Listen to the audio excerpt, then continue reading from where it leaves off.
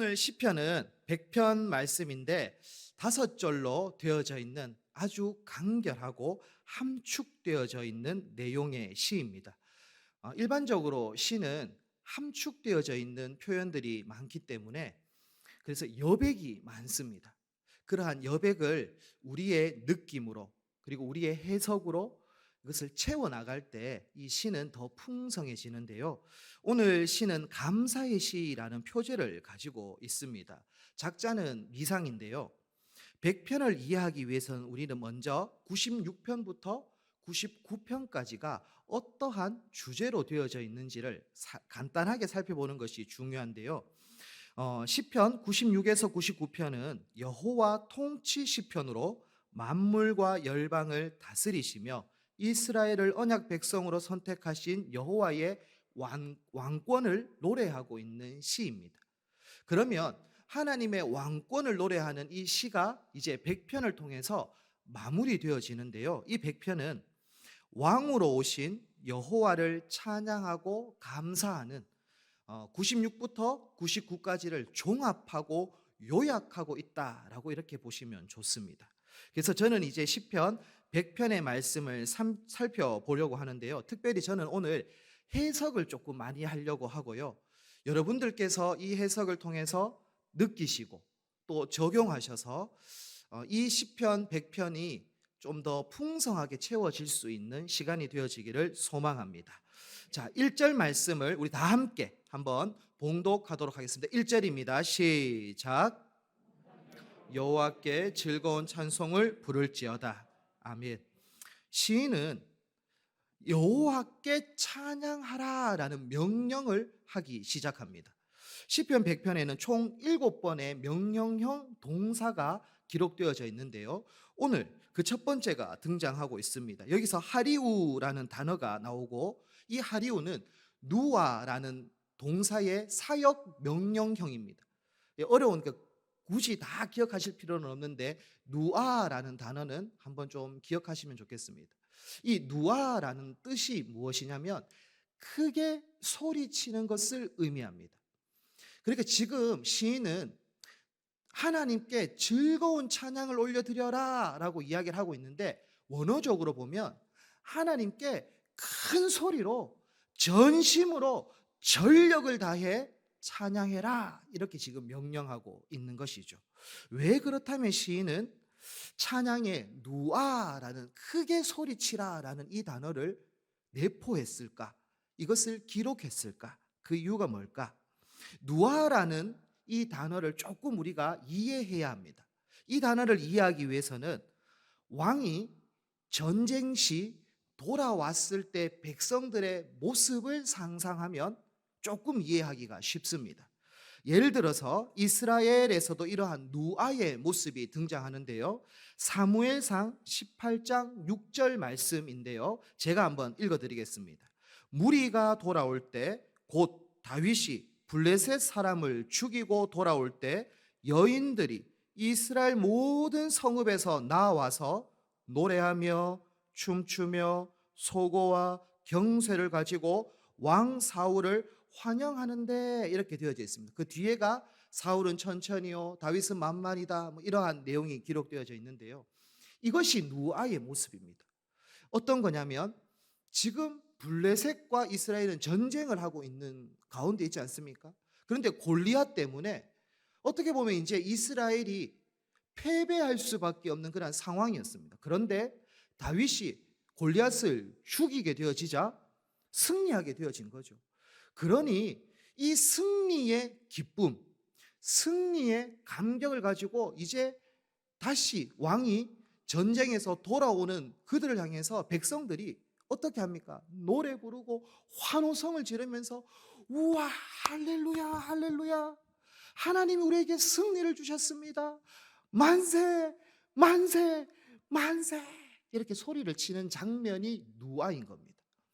우리가 한번 생각해 보면 이때 당시 고대 근동에서 특별히 전쟁에서 지면 어떻게 되어질까요? 전쟁에서 지면 포로로 잡혀가야 됩니다. 백성들이 포로로 잡혀가고 사육당하고 노략질 당하고 그게 그냥 피폐해지는 거예요. 전쟁에서 패배한다라는 것은 내 목숨도 어떻게 보면 잃어버릴 수 있고 정말 우리 민족이 멸절당할 수 있는 절체절명의 위기와 같은 상황인 겁니다. 그런 상황에서 승리했다라는 것은 동계올림픽에서 금메달 딴 것보다 더 기쁜 거고, 그리고 월드컵 4강 갔던 것보다도 더 기쁜 일인 것이죠. 그들에게 있어서 전쟁에서 승리했다라는 것은 그만큼 큰 감격, 기쁨, 그러한 감사가 마음에 가득 찼기 때문에 누아의 모습을 할 수밖에 없는 것이죠. 그러니 지금 오늘 여기 사무엘상 18장 6절에도 노래하고 춤추고 소고와 경쇠를 가지고 그렇게 하나님께 그리고 또 왕에게 누아의 모습으로 나아가는 것입니다. 백성들이 왕을 환영할 수밖에 없는 이 누아의 모습으로 찬양할 수밖에 없는 이유가 뭡니까? 우리를 구원했고, 우리를 살려주었고, 우리를 승리케 했던 그 감격과 그 기쁨이 있기 때문에 왕이 개선할 때 많은 백성들은 환호성을 올려드리는 것이죠. 이것이 누아의 모습인데요. 시인은 1절에 누아의 환호성을 가지고 그렇게 찬양할 것을 외치는데 누구에게 찬양하라라고 이야기하고 있냐면 1절 제일 앞에 보면 온 땅입니다. 온 땅. 여기서 말하는 온 땅은 단순히 땅을 의미하는 것은 아니죠. 이게 함축되어져 있는 표현인 겁니다. 여기서 말하는 온 땅은 하나님이 지으신 모든 피조물을 의미하는 것이 온 땅이죠. 온 피조물, 온 하나님께서 창조하신 세계, 이 안에 인간이 포함됩니까? 안 됩니까? 포함이 되죠. 결국은 인간을 포함한 하나님께서 창조한 모든 피조물은 어떻게 찬양하라라고 시인은 명령하고 있습니까? 누아의 모습으로. 누아는 어떤 모습입니까? 크게 소리치는 것. 전심을 다해서 고백하고 있는 것이 오늘 1절의 명령인 겁니다. 저는 이제 여러분들에게 한번 묻고 싶습니다. 나에게 구원의 감격이 있습니까? 나에게 구원의 기쁨이 있습니까? 나를 승리하게 해주셨고, 나를 구원해 주시고, 나를 생명에서 건져 주시고, 사망에서 끊고 나를 영원한 생명으로 인도해 주신 그 하나님의 전쟁의 승리의 기쁨이 나에게 있습니까? 그러면 누아의 찬양을 할 수밖에 없는 거예요. 내 마음 가운데에 그냥 노래가 아니에요. 찬양은 그냥 곡이 달려서 노래방에서 부르는 노래처럼 트로트처럼 그것이 아니라 이것은 나의 신앙의 고백인 거예요. 하나님이 나를 살려주셨습니다. 하나님이 도와주셨습니다. 하나님이 나에게 구원을 주셨습니다. 하나님이 나의 왕입니다 라는 것을 인정하고 그 하나님께 영광을 올려드리는 모습이 누아의 모습인 것이죠. 나에게 이 누아의 모습이 회복되어져야 합니다. 그냥 노래 부르는 게 아니라 전심을 다해서 감격과 기쁨과 환희와 그리고 하나님이 나의 왕 되심을 인정하는 그러한 모습을 가지고 하나님 앞에 찬양하는 그러한 모습이 누아의 모습. 그래서 우리 모든 믿음의 권속들은 이러한 시인이 명령하고 있는 누아의 찬양을 늘 올려드릴 수 있는 우리 모든 믿음의 권속들 되어지기를 축복합니다. 두 번째는 시편 이제 100편 2절 말씀인데요. 함께 한번 읽어보도록 하겠습니다. 시작. 기쁨으로 여호와를 섬기며 노래하면서 그의 앞에 나아갈지어다. 아멘. 여기에는 두 번째, 세 번째 명령이 등장하는데요. 그 첫 번째 명령은 무엇이냐면 기쁨으로 여호와를 섬겨라 라는 명령입니다. 1절과 연결해서 보면 이 본문은 하나님을 누아의 모습으로 찬양하는 것은 하나님을 섬기는 것임을 이야기하고 있습니다. 기쁨으로 여호와를 섬기며 라는 것은 누아의 모습으로 하나님을 전적으로 찬양하는 그 모습은 하나님을 섬기는 모습과 동일하다라는 것이죠. 그런데 여기서 섬기다라는 단어는 아바드라는 단어입니다. 아바드라는 단어는 노예가 주인을 섬기는 그러한 뜻을 가지고 있습니다. 노예가 주인을 섬기는 모습이 아바드인 것이죠. 그래서 결국 찬양은 왕이신 하나님을 높이고 하나님을 섬길 수 있는 방편입니다. 하나님을 높이고 하나님을 어떻게 보면 영광을 올려드리고 그리고 하나님을 섬길 수 있는 도구와 방편이 뭡니까? 그게 찬양인데 동시에 그러면서 이 찬양은 나를 깨닫게 하는 것이 여기에 포함되어져 있습니다. 내가 누구인지를 깨닫게 하는 시간이 찬양입니다. 하나님은 인간을 창조하셨고 그리고 교제하셨습니다. 하나님과 인간은 동등된 위치가 아니었어요. 하나님은 창조주, 인간은 피조물, 동등이 아닙니다. 질서 가운데에 놓여져 있고 그 질서 가운데에서 하나님과 교제하는 그러한 삶을 살아갔던 것이 우리입니다. 그 근거가 창세기 1장 28절 말씀에 있는데요. 제가 한번 봉독해 드리겠습니다. 하나님이 그들에게 복을 주시며 하나님이 그들에게 이르시되 생육하고 번성하여 땅에 충만하라. 땅을 정복하라. 바다의 물고기와 하늘의 새와 땅에 움직이는 모든 생물을 다스리라. 그렇게 이제 명령하십니다. 이것을 문화 명령이라고 이야기를 하는데요. 하나님이 창조주이기 때문에 인간에게 명령할 수 있는 거예요. 문화 명령을 내린 겁니다. 분명히 질서가 존재했습니다. 그래서 아담은 하나님의 대리 통치자인 거죠. 오늘날로 말하면 청지기이고 종인 겁니다. 아담의 위치는 하나님의 대리 통치자, 청지기, 종이었습니다. 그렇게 대리 통치자로 하나님을 섬겼고 하나님께 영광 올려드리는 그러한 모습으로 살아갔던 아바드하는 존재였습니다. 그런데 하나님을 섬겨야 하는 인간은 선악과를 먹지 말라라는 명령을 불순종하게 되어지면서 타락하게 되어지고 더 이상 하나님과 교제할 수 없는 존재가 되어집니다. 더 이상 하나님을 찬양할 수도 없고 더 이상 하나님을 섬길 수도 없는 단절되어진, 교제가 끊어져 버린 그러한 존재가 되어지고 만 것이죠. 이것이 인간에게 가장 비참한 모습입니다. 하나님과 더 이상 교제할 수 없고 하나님을 찬양할 수 없고 하나님을 섬길 수 없는 그러한 인간의 존재가 되어진 것입니다. 그래서 더 이상은 하나님을 예배할 수 없는 그러한 존재가 되어졌는데 하나님은 그러한 인간을 긍휼히 여기셔서 구약에는 제사 제도를 통해서 화해의 길을, 하나님을 만날 수 있는, 하나님과 교제할 수 있는 그러한 은혜를 허락해 주셨고 신약에는 예수 그리스도의 십자가를 통해서 하나님을 만날 수 있도록 하나님과 교제할 수 있는 길을 열어 주셨죠. 그래서 찬양을 한다라는 것은 무엇이냐면 하나님의 은혜인 겁니다. 내가 찬양하고 있다라는 것은 지금 하나님과 교제하고 있는 거예요. 그냥 우리가 단순히 그냥 노래를 부르는 것은 아무 의미가 없죠. 하지만 내가 지금 하나님께 찬양하고 있고 내가 이 찬양은 하나님을 섬기는 모습이고 하나님께 영광 올려드리는 모습이고 예배의 모습인데 이것은 무엇을 의미하느냐? 내가 하나님과 교제하고 있는 존재가 되어진 것입니다. 그냥 찬양을 못해요. 세상 사람들은 노래방에서 노래는 부를 수 있지만 찬양을 못해요. 찬양을 할 수 있다는 것은 하나님의 은혜가 내 마음에 있는 겁니다.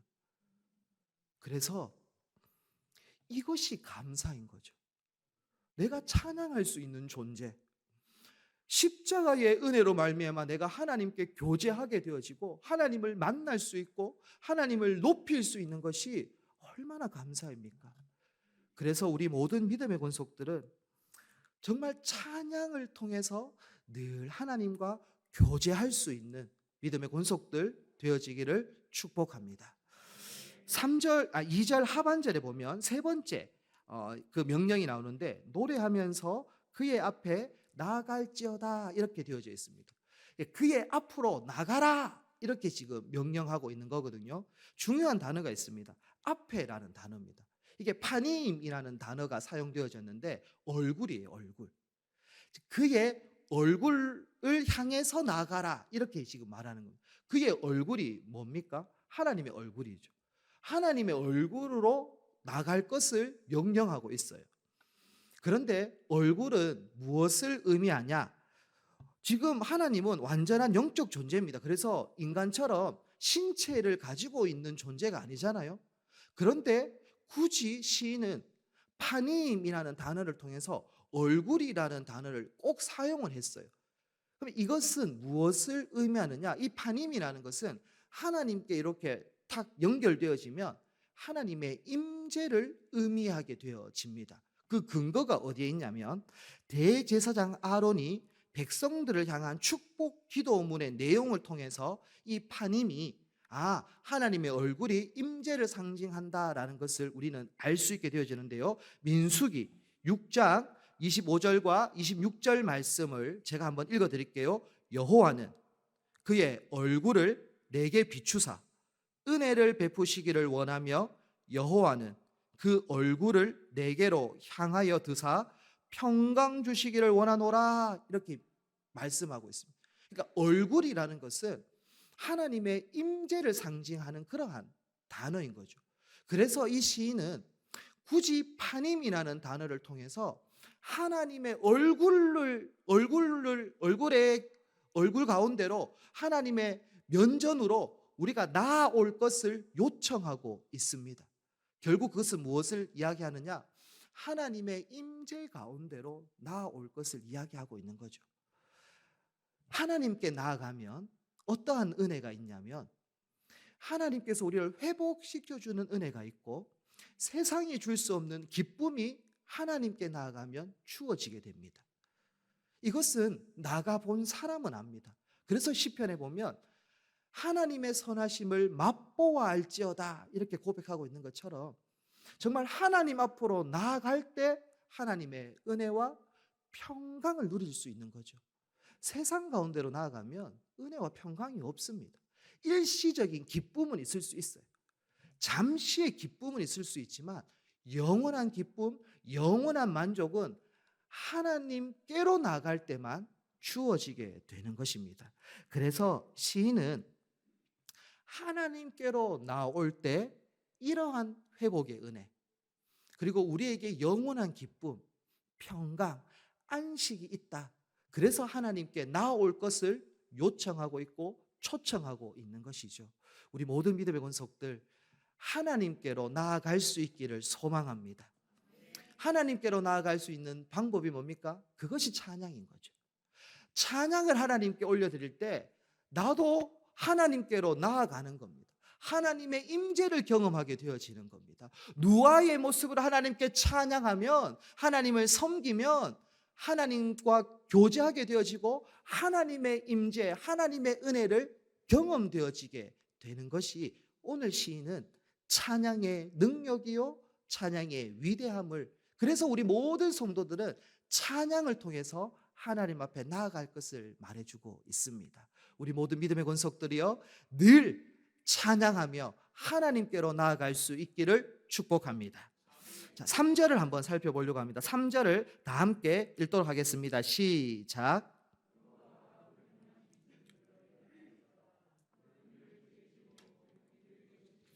그 백성이요 그의 기르시는 양이로다. 아멘.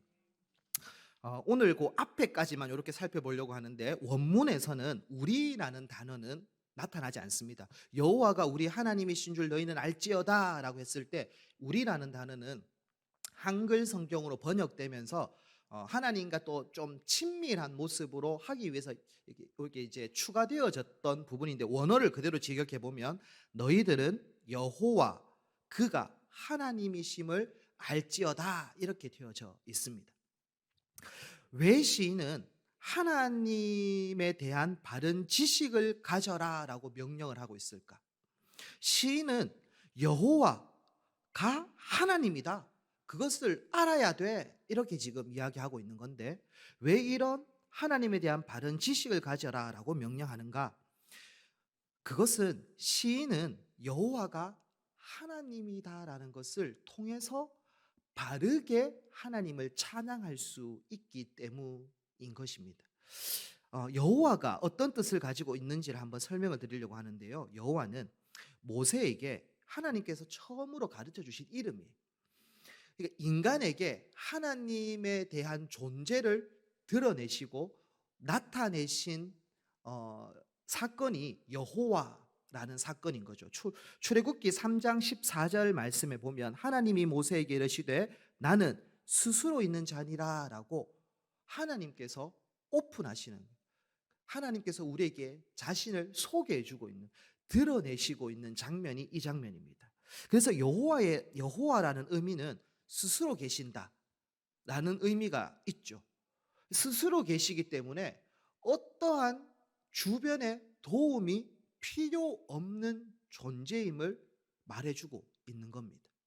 그러면서 동시에 하나님은 완전하시고 영원하시고 불변하시고 주권을 가지고 계시는 분임을 소개하고 있는 것이 이 여호와라는 단어 안에 포함되어져 있는 하나님의 속성, 이 여기에 다 포함되어져 있는 겁니다. 결국 시인은 여호와가 하나님이다, 이거 알아라 라고 말하는 것은 뭐냐면 하나님이 참 신이다라는 겁니다. 하나님 말고는 다른 신이 없다. 하나님만 우리의 찬양을 받을 수 있는 존재, 하나님이 창조주고 하나님이 나의 왕이다. 다른 신은 없어. 딴 데 기웃기웃 해봤자 은혜와 평강은 절대 주어질 수 없어. 그것을 지금 이야기해 주고 있는 것이 여호와는 하나님이다. 이 표현에 이 하나님의 속성들이 다 포함되어져 있는 겁니다. 그래서 정말 우리의 찬양의 대상은 오직 하나님 한 분인 줄 믿습니다. 그런데 문제가 생겼어요. 이게 정상이지 않습니까? 여호와가 하나님이니까 하나님만 찬양하는 게 정상인데 죄가 들어오면서 인간이 기억상실증이 걸려버립니다. 하나님만 찬양해야 되는데 죄가 들어와서 기억상실증이 걸려서 누구를 찬양해야 되지 모르는 거예요. 그래서 바다를 찬양합니다. 포세이돈, 용왕을 막 섬깁니다. 태양신을 막 섬깁니다. 마을에 큰 나무를 막 섬기면서 이 나무가 우리 마을을 지켜주는 수호신이야 라고 하면서 그렇게 죄 때문에 하나님만 찬양해야 되는데 다른 신을 찬양하기 시작하고 경배하고 예배하는 그러한 오류의 삶을 살아가기 시작하는 거죠. 오늘날은 물질주의라고 해서 물질, 돈 있으면 다 돼. 돈, 뭐니 해도 머니가 최고야 라고 하면서 우리의 온 마음을 돈이 다 빼앗아가는 것 같아요. 그냥 우상이 되어져 버리는 것 같습니다. 그렇게 정말 이 세상 가운데는 수많은 신들이 막 존재하는 거예요. 근데 그런 신들은 없거든요. 근데 인간들이 기억상실증 때문에 바른 지식이 없어서 하나님이 아닌 다른 신들을 자꾸 섬기는 모습들이 나타나기 시작한 것이죠. 그래서 시인은 하나님의 말씀 가운데 바른 지식이 회복되어져야 되고 오직 하나님만 내가 찬양하겠습니다. 다른 신을 찬양하지 않겠습니다라는 고백이 여기에 담겨져 있는 겁니다. 저는 우리 모든 믿음의 권속들이 하나님만 우리에게 은혜 주실 수 있는 분, 하나님만 나의 구원자, 하나님만 나의 창조주, 하나님만 나의 왕이심을 늘 고백하며 하나님께 예배하며 하나님께 찬양 올려드릴 수 있는 우리 모든 믿음의 권속들 되어지기를 축복합니다. 4절은 좀 간단하게 한번 살펴보고 조금 넘어가려고 하는데요. 4절은 감사가 키포인트입니다. 감사가 키포인트인데 하나님께 찬양하면서 나아갈 때 준비해야 할 예물이 있는데 그것이 어떻게 보면 감사인 거죠. 감사함으로 그 문으로 들어간다라고 그렇게 이제 시인은 고백하는 것은 우리가 하나님께 나아갈 때 그냥 빈손으로 가면 안 돼요.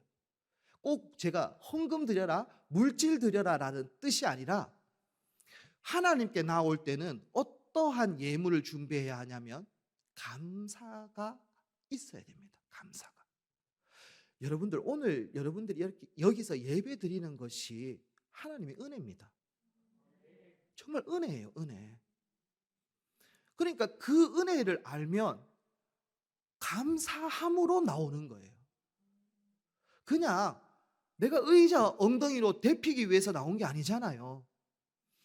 하나님께 우리가 나아가는 것은 하나님께서 나를 구원하셨고, 그래 맞아, 정말 사망 가운데에, 음침한 골짜기 가운데에, 수렁 가운데 있는 나를 건져주셔서 나를 예배자로 삼아주시고 하나님의 자녀로 불러주셔서 내가 지금 이렇게 하나님께 찬양하고 예배할 수 있는 거지.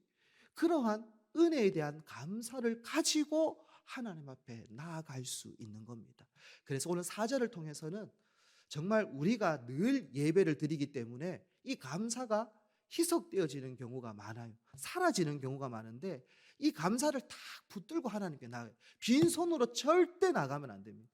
하나님께 어떠한 예물? 감사의 마음. 하나님 감사합니다. 예배 드릴 수 있는 것도 감사요. 기도할 수 있는 것도 감사요. 내가 하나님께 찬양 올려드릴 수 있는 것도 감사요. 그러한 감사를 가지고 늘 하나님께 나아갈 수 있는 우리 모든 믿음의 권속들 되기를 축원합니다. 이제 5절 말씀을 한번 살펴볼 건데요. 5절 말씀을 함께 한 번 더 봉독하도록 하겠습니다. 시작. 여호와는 선하시니 그의 인자하심이 영원하고 그의 성실하심이 대대에 이르리로다. 아멘. 오늘 이 5절을 통해서는 하나님의 성품을 보여주고 있어요. 근데 특이하게 세 가지 단어를 가지고 설명하고 있습니다. 이 세 가지 단어가 뭐냐면 토부, 헤세드, 에무나라는 단어입니다. 토부, 헤세드, 에무나. 토부는 선하시니, 여호와는 선하시니, 여호와는 토부하시니, 토부 선하시다. 헤세드는 인자하심, 에무나는 성실하심.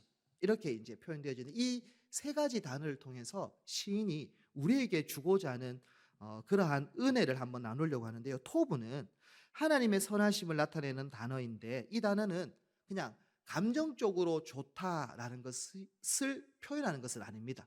그것도 분명히 맞는데 그것만으로는 좀 얕은 거죠. 그냥 베리굿, 좋다 이것만 의미하는 게 아니라 조금 더 내포되어져 있는 의미가 있는데 그것은 토부가 사용되어져 있었던 사건이 있습니다.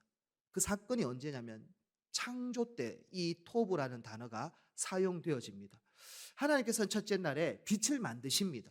그리고 그 빛을 만드시고 난 후에 보시기에 좋았더라, 토부하셨더라 라는 단어가 첫째 날, 둘째 날, 셋째 날 해서 쭉 여섯째 날까지 나오는데요. 창세기 1장 31절 말씀을 제가 한번 봉독하도록 하겠습니다. 하나님이 지으신 그 모든 것을 보시니 보시기에 심히 좋았더라. 저녁이 되고 아침이 되니 이는 여섯째 날이니라. 창조 때 이 토부가 사용되어졌는데요. 이 토부는 하나님의 창조가 완성되어짐을 보여주는 마침표와 같은 역할을 하고 있습니다. 하나님이 빛을 만드시고 보시기에 좋았더라 라고 하면서 마침표가 땅, 그리고 사람을 만드시고 보시기에 심히 좋았더라 라고 마침표가 땅. 그래서 딱 바로 함축해서 제가 설명하면 토부는 하나님께서 그분의 계획을 완성하시는 분임을 보여주는 거예요. 그분의 계획이 완성되어지는 것을 보여주는 단어가 토부라는 단어입니다.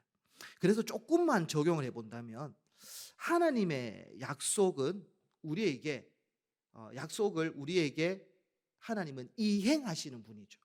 하나님은 약속을 성취하시는 분이고 하나님은 우리와 약속을 맺으셨다면 그것을 완성하시는 분이에요. 하나님은 부도수표 내시는 분이 아니에요. 하나님은 거짓말하는 분이 아니라는 거예요. 하나님의 약속은 반드시 이행되고 반드시 성취되고 반드시 완성되어짐을 보여준다라는 것이 이 토부라는 이 단어 안에 함축되어져 있다라는 겁니다. 자, 그리고 헤세드라는 단어는 인자하심, 자비하심이라고 이렇게 번역할 수 있는데요. 이 단어는 하나님의 변함없는 사랑을 의미합니다. 하나님의 변함없는 사랑을 의미하면서 그래서 이것을 언약을 다시 한 번 더 적용을 한다면 하나님께서 언약을 계획하시고 실행하시는데 사랑으로 변함없이 언약을 성취하고 그리고 그것을 주권적으로 보증한다라는 것을 이 단어에 내포되어져 있는 의미다라고 할 수 있습니다. 조금만 더 쉽게 이야기하면 하나님께서 약속하셨는데 이것을 성취하고 이행하고 완성하는데 이 헤세드라는 것은 하나님의 사랑으로 이 약속이 신실하게 그대로 이행되는데 이것을 보증하는 거예요. 보증.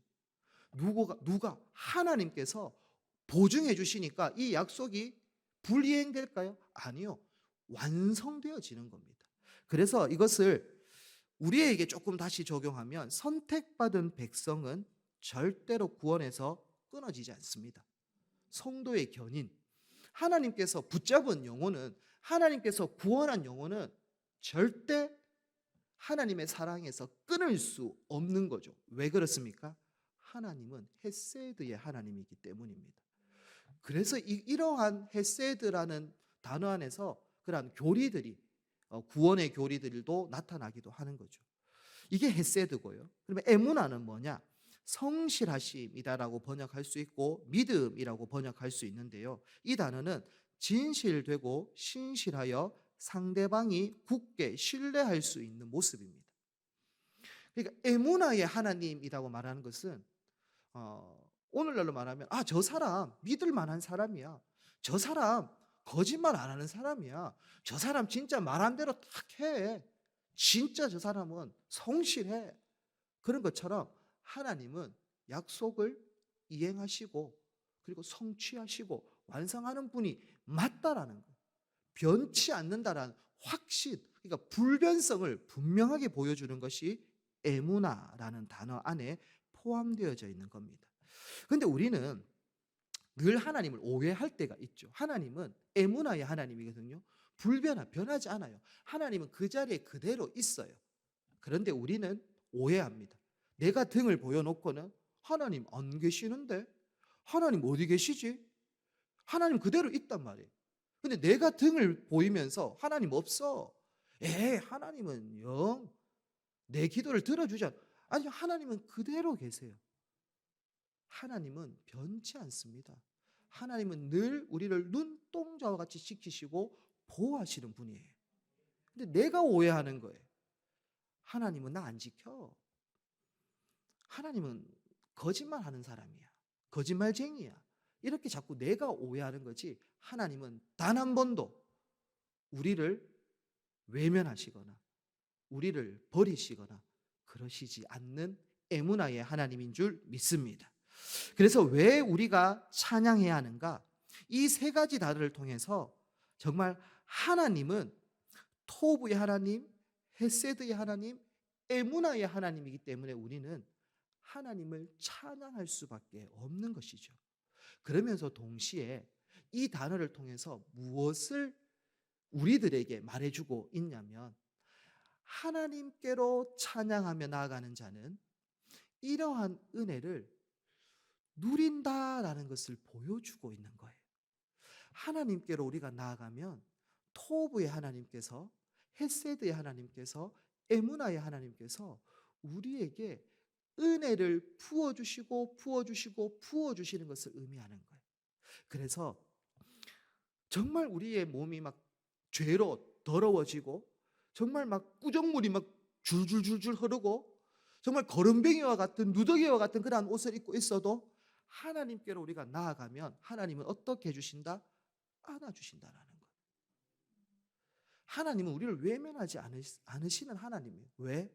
헤세드의 하나님이니까, 에무나의 하나님이니까, 토브의 하나님이시니까. 그래서 우리는 혹 내 모습이 탕자의 그 둘째 아들 탕자의 모습처럼 그렇게 방황하고 방탕하고 죄에 찌들려 있는 모습이라 할지라도 하나님 앞으로 나아가면 하나님은 어떻게 하신다? 안아주신다. 그것이 하나님의 변치 않는 사랑이다라는 겁니다. 그래서 시인은 마지막에 그렇게 고백하는 거죠. 하나님께 나와. 죄가 있어도 괜찮아. 누더기라도 괜찮아. 그냥 하나님께로 나오면 하나님은 회복시켜 주시고 하나님은 채워주시고 하나님은 우리에게 은혜로 만족해 해주시는 분이 하나님이십니다. 그러므로 우리 모든 믿음의 권속들이요, 내 상황을 보지 말고 내 모습을 보지 말고 하나님의 모습을 보면서 토부의 하나님, 헤세드의 하나님, 에무나의 하나님을 바라보며 찬양함으로 하나님께 나아갈 수 있는 믿음의 권속들 되어지기를 축복합니다. 함께 기도하겠습니다.